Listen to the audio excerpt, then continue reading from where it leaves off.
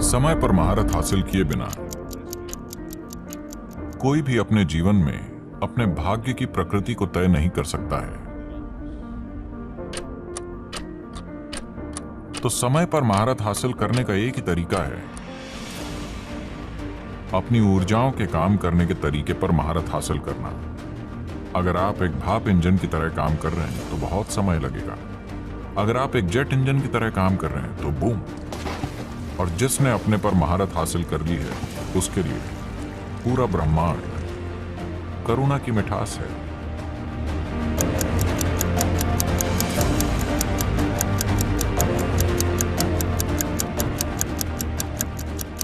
एक बार जब आप एक इंसान के रूप में यहां जन्म लेते हैं तो जीवन थोड़ा जटिल हो जाता है।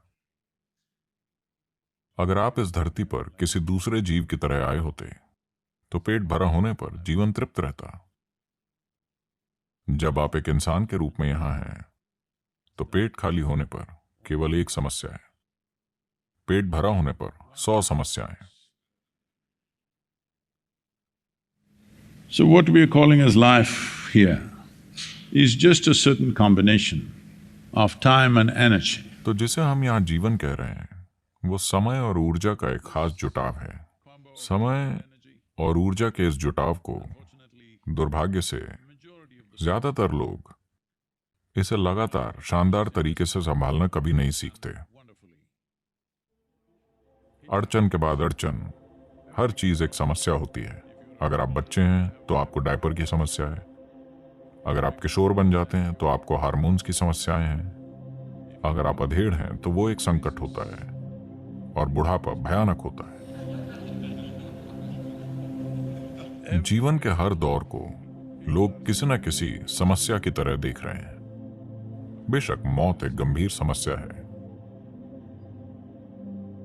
तो ये समय और ऊर्जा का जो जुटाव है उसे हम संभाल रहे हैं। इसीलिए हमें उसकी प्रकृति को समझना चाहिए।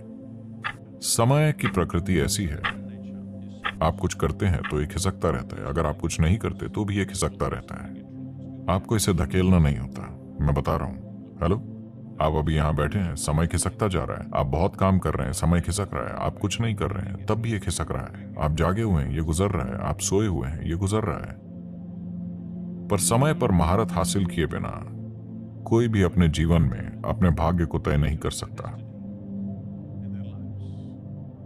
तो समय को कैसे मुट्ठी में लें? लोग टाइम मैनेजमेंट की बात कर रहे हैं। क्या आपने कभी समय को मैनेज किया है? आपके यहां बैठे बैठे ये गुजरता जा रहा है। जो टिक टिक करके चल रही है वो घड़ी नहीं है, ये हमारा जीवन ही है जो टिक टिक करके खिसक रहा है। हेलो, मेरे अंदर आने के बाद से आप अपनी कब्र के 2 मिनट करीब हैं। हाँ, आप हैं और मैं भी। यही समय की प्रकृति है। आप जो भी करें या ना करें, आप चाहे जो करें, लेकिन आप समय को पीछे नहीं मोड़ सकते। ये बस आगे बढ़ रहा है। बात सिर्फ इतनी है कि अगर आप खुश हैं तो ये बहुत तेजी से गुजरता हुआ लगता है। अगर आप दुखी हैं तो ये आपके लिए बहुत धीमे बीतता है। क्या आपने इस पर ध्यान दिया है? किसी खास दिन आप बहुत खुश हैं, 24 घंटे फट से गायब। अब आप उदास हैं तो 24 घंटे आपके लिए एक सदी की तरह लगते हैं। हाँ या ना?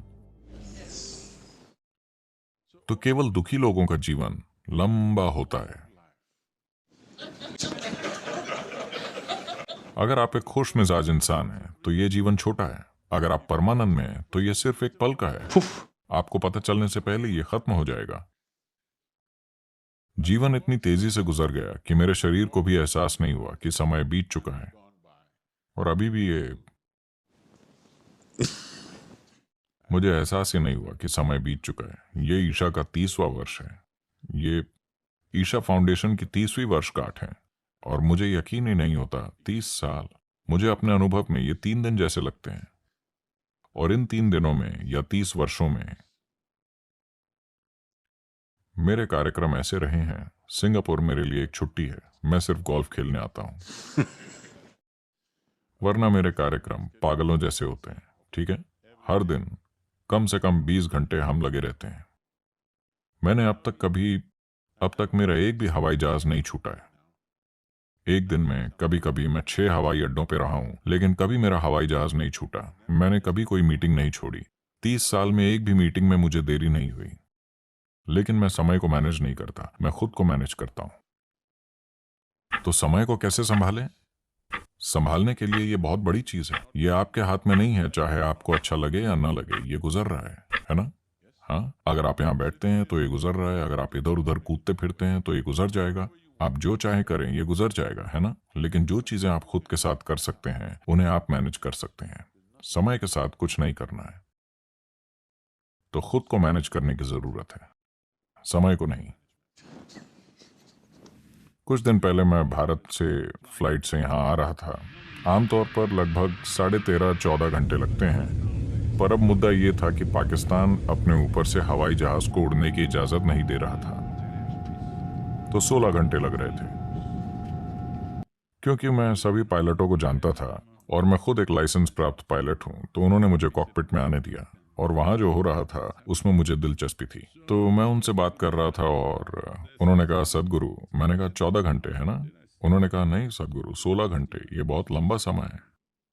तब मैंने कहा देखिए, मैं शिकायत नहीं कर रहा हूँ, क्योंकि बस एक सदी पहले अगर मुझे अमेरिका जाना होता तो 60 दिन लगते। अभी 16 घंटे। मैं शिकायत नहीं कर रहा हूँ, मैं ठीक हूँ। मैं बैठूंगा, लेटूंगा, कुछ पढ़ूंगा, कुछ और करूंगा या आपसे बात करूंगा, लेकिन मैं 16 घंटे के बारे में शिकायत नहीं कर रहा हूं। 60 दिन 16 घंटे कैसे बन गए?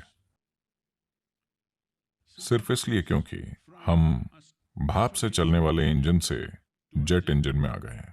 हेलो, अचानक 60 दिन 16 घंटे हो गए।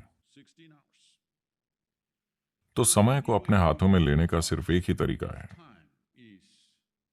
अपनी ऊर्जाओं के काम करने के तरीके पर महारत हासिल करना।